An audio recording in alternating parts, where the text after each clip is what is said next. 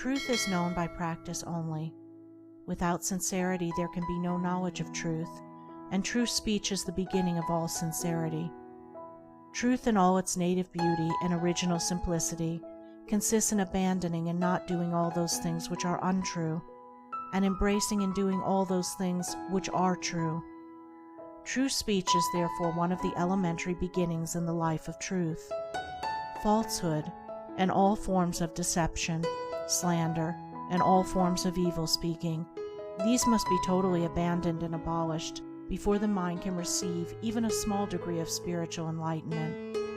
The liar and slanderer is lost in darkness.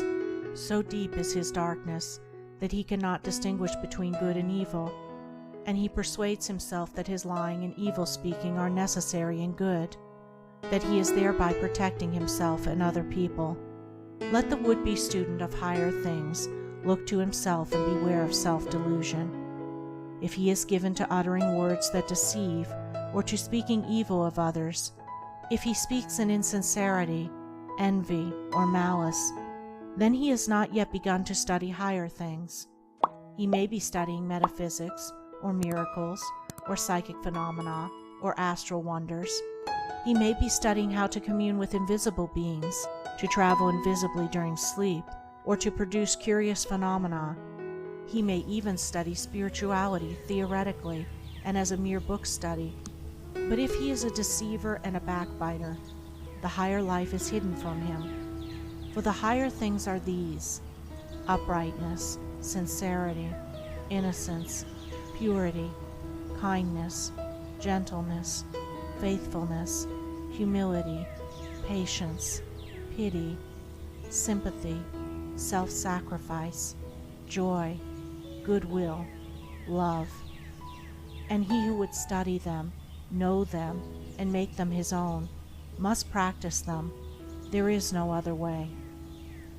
Lying and evil speaking belong to the lowest forms of spiritual ignorance, and there can be no such thing as spiritual enlightenment while they are practiced.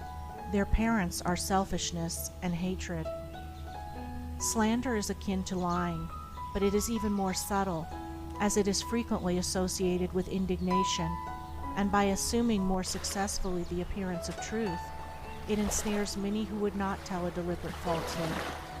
For there are two sides to slander. There is the making of repeating of it, and there is the listening to it and acting upon it. The slanderer would be powerless without a listener. Evil words require an ear that is receptive to evil in which they may fall before they can flourish. Therefore, he who listens to a slanderer, who believes it, and allows himself to be influenced against the person whose character and reputation are defamed, is in the same position as the one who framed or repeated the evil report. The evil speaker is a positive slanderer. The evil listener is a passive slanderer. The two are cooperators in the propagation of evil. Slander is a common vice and a dark and deadly one. An evil report begins in ignorance and pursues its blind way in darkness. It generally takes its rise in a misunderstanding.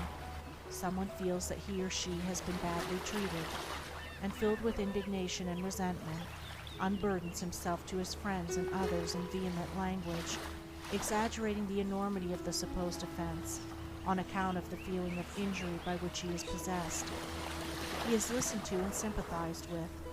The listeners, without hearing the other person's version of what has taken place, and on no other proof than the violent words of an angry man or woman, become cold in their attitude towards the one spoken against, and repeat to others what they have been told. And as such repetition is always more or less inaccurate, a distorted and altogether untrue report is soon passing from mouth to mouth. It is because slander is such a common vice that it can work the suffering and injury that it does. It is because so many, not deliberate wrongdoers, and unconscious of the nature of the evil into which they so easily fall, are ready to allow themselves to be influenced against one whom they have hitherto regarded as honorable, that an evil report can do its deadly work. Yet its work is only amongst those who have not altogether acquired the virtue of true speech, the cause of which is a truth-loving mind.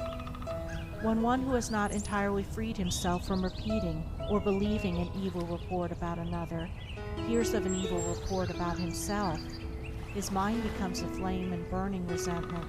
His sleep is broken and his peace of mind is destroyed. He thinks the cause of all his suffering is the other man and what the other man has said about him, and is ignorant of the truth that the root and cause of his suffering lies in his own readiness to believe an evil report about another.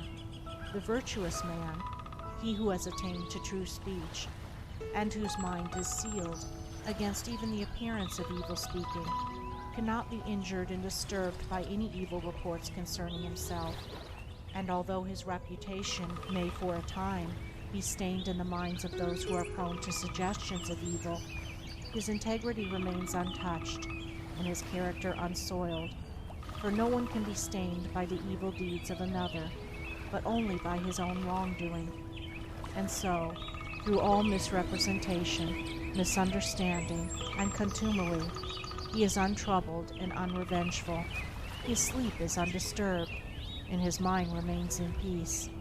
True speech is the beginning of a pure, wise, and well-ordered life.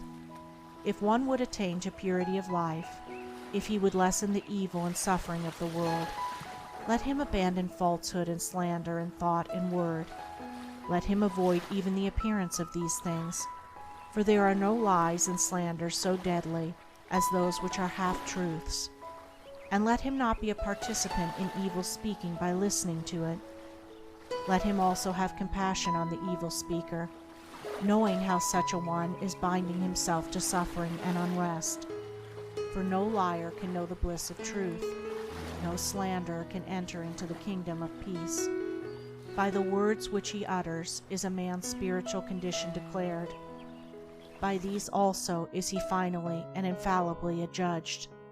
For as the divine master of the Christian world has declared, by thy words shalt thou be justified, and by thy words shalt thou be condemned.